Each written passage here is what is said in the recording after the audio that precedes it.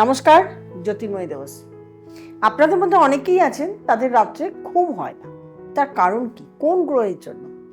আবার অনেকেই আছেন কোর্ট কাছারির মামলা আটকে গেছে, অথবা কোর্ট কাছারির মামলার কেসে দীর্ঘদিন ধরে ফেঁসে রয়েছেন, বেরোতেই পারছেন না।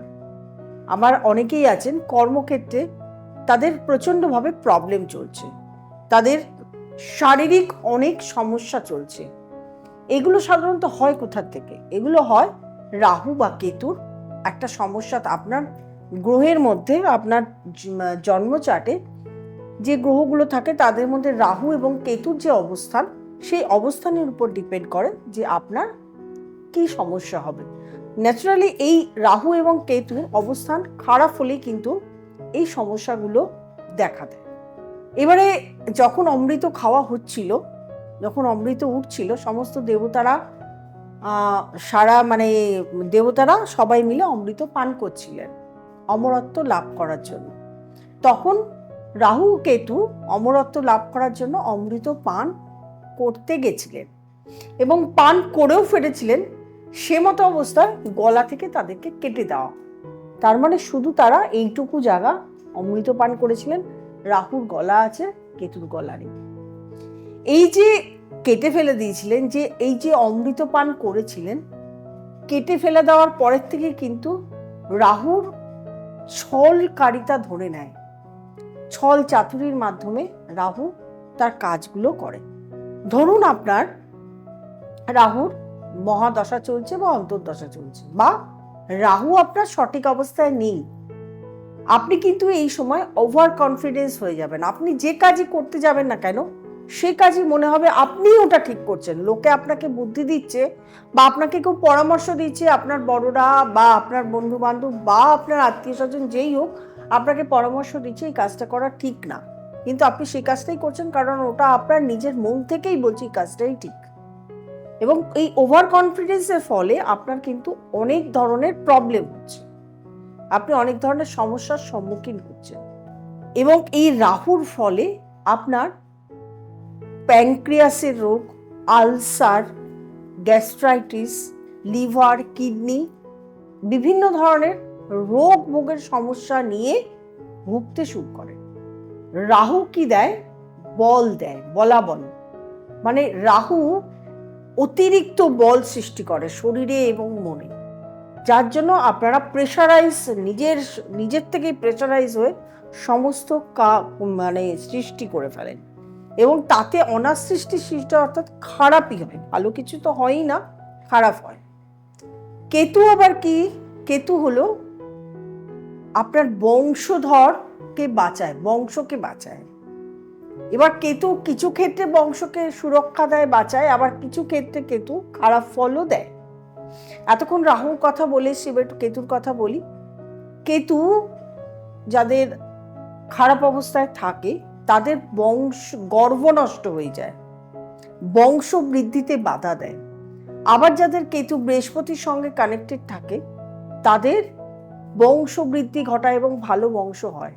আবার যাদের কেতু খারাপ থাকে তাদের বাক নষ্ট হয়ে যায়, তাদের কথাবার্তা নষ্ট হয়ে যায়, তারা খুব বাজে কথা, মিথ্যে কথা, তারা যেটা বলে অশ্রাব্য, গালাগাল, এর স্ল্যাং ইউজ করে, সব কথার মধ্যে স্ল্যাং ইউজ করে।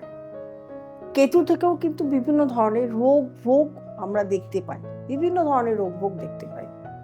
তাহলে এই যে রাহু এবং কেতু যাদের খারাপ আছে, তারা বিভিন্ন পূজা আর্চা করেন, পূজা আর্চার মাধ্যমে কি সবকিছু ঠিক হয়ে যায়?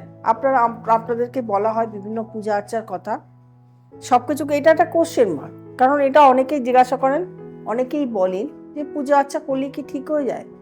আপনার রাহু যদি খারাপ অবস্থায় থাকে সেটা কি অন্য ঘরে চলে যাবে, ভালো অবস্থায় চলে যাবে? বা আপনার কেতু যদি খারাপ অবস্থায় থাকে সেটা পূজা আর্চা করলে কি সেটা ভালো জায়গায়, কেতুটার ভালো জায়গায় অবস্থান হবে?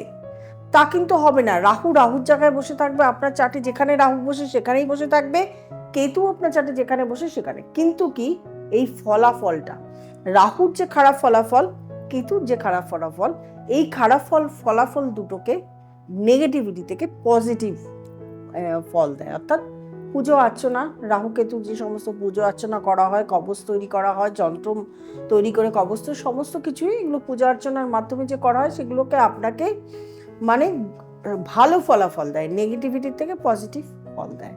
এবার কিছু কিছু তো আছেই যেগুলো যদি আপনি করেন তাহলে আপনার রাহু এবং কেতুর যে ফলাফলগুলো সেগুলো ভালো হবে। যেমন যদি কেতু আপনাকে ভালো করতে চান বা রাহু ভালো করতে চান তাহলে কালো বস্ত্র পরা আপনাকে বারণ। এবারে কালো বস্ত্র তাহলে কি সাদা পরবেন? সাদাও কিন্তু কম পরবেন, কালারফুল পরবেন। রাহু কেতুকে ভালো করতে গেলে কালারফুল বস্ত্র ব্যবহার করতে হবে। এছাড়া কাক, কুকুর, সাদা কুকুর, কালো কুকুর এদেরকে খাওয়াতে হবে, কাক বিভিন্ন প্রাণীকে খাওয়াতে হবে, গরিব দুঃখীদের দান করতে হবে এবং শিবের পূজা করতে হবে, শিবের মন্ত্র জপ করতে হবে। এগুলো করলে রাহু এবং কেতুর যে খারাপ ফলাফলগুলো আপনারা পাচ্ছিলেন সেই খারাপ ফলাফলগুলো আপনারা পাবেন। প্রথমেই শুরু করেছিলাম বলে যে রাত্রে ঘুম আসছে না। এই যে রাত্রে ঘুম না আসাটা, এগুলো এক হয় বিভিন্ন ধরনের টেনশন, শরীর খারাপ, এগুলো থেকে রাত্রে ঘুম না আসাটা হয়। সেগুলো আপনাকে দেয় কে? রাহু দেয়। এবং এই যে কি টেনশন, আপনার কোর্ট একটা কেস কোর্টে উঠেছে, সে আপনি খুব তাড়াতাড়ি তার থেকে নিস্তার পেতে চাইছেন, দীর্ঘদিন ধরে একজন উকিলকে দিয়েছেন, সে দীর্ঘদিন ধরে আপনার মামলা চালিয়ে যাচ্ছে, এর কোনো নিস্তার নেই। এটা কে করে দেয়? এটা করে দেয় রাহু। তাহলে সেই দীর্ঘদিন ধরে চললে আপনি একটা ডিপ্রেশনে ভুগবেন, চিন্তা ভাবনার মধ্যে থাকবেন, তখনই আপনার শরীর খারাপ হবে, আপনার ঘুম হবে না। এবং রাহু খারাপ থাকলে আপনার অ্যালার্জির রোগ হতে পারে, আপনার স্কিন প্রবলেম হতে পারে, বিভিন্ন ধরনের সমস্যা, ডিপ্রেশনে চলে যেতে পারেন, বিভিন্ন ধরনের সমস্যা আসতে পারে। চন্দ্র রাহু কানেকশনে এক সমস্যা আসতে পারে, চন্দ্র রবি কানেকশনে এক সমস্যা আসতে পারে। এগুলো হচ্ছে রাহু রবি কানেকশন এক সমস্যা, এগুলো হচ্ছে বিভিন্ন গ্রহের কানেকশনে এক একজনের এক এক ধরনের সমস্যা আনে। তাহলে আমার কথা মতন আমি যেটা আপনাদেরকে বলতে চাইছি সেটা হচ্ছে, আপনার চার্টের মধ্যে যদি রাহু কেতুর অবস্থান সঠিকভাবে না থাকে তাহলে সেটাকে অবশ্যই একজন ভালো জ্যোতিষ দেখিয়ে আগে দেখাতে হবে সঠিক অবস্থান আছে কিনা। আপনি কোনো কোর্ট কাছারিতে বা কোনো আইনের মাধ্যমে আইনের জায়গায় যাবেন কিনা, কারণ তাহলে সেটা যেতে গেলে আপনার কতদিন চলবে আপনাকে তো দেখে নিতে হবে। সেই কেসটা আপনার কতদিন, সারা জীবন গড়াবে? আপনি কি সারা জীবন কেস নিয়ে থাকবেন, আইন নিয়ে চলবেন? আপনাকে তো এগুলো একজন অ্যাস্ট্রোলজারই ভালো পরামর্শ দিতে পারে যে আপনার কি ভালো, কেসে এগোবেন নাকি এগোবেন। এগুলো একজন ভালো অ্যাস্ট্রোলজার দিতে পারে। সুতরাং সেরকম ভাবে আপনাকে চলতে হবে। দেখতে থাকুন, এরকম বিভিন্ন ধরনের আলোচনা আপনাদের সামনে আনবো। আর যারা নতুন দেখছেন তারা অবশ্যই সাবস্ক্রাইব করবেন, লাইক করবেন, কমেন্ট করবেন, শেয়ার করবেন, নোটিফিকেশন অল বেলটি প্রেস করতে ভুলবেন না। আর যারা দেখাতে চাইছেন আমার কাছে তাদের নিচে স্ক্রলে যে নাম্বারটি আছে সেই নাম্বারটিতে ফোন করবেন, বুকিং করবেন, চেম্বারে চলে আসবেন। প্রত্যেকে ভালো থাকবেন, আনন্দে থাকবেন। নমস্কার।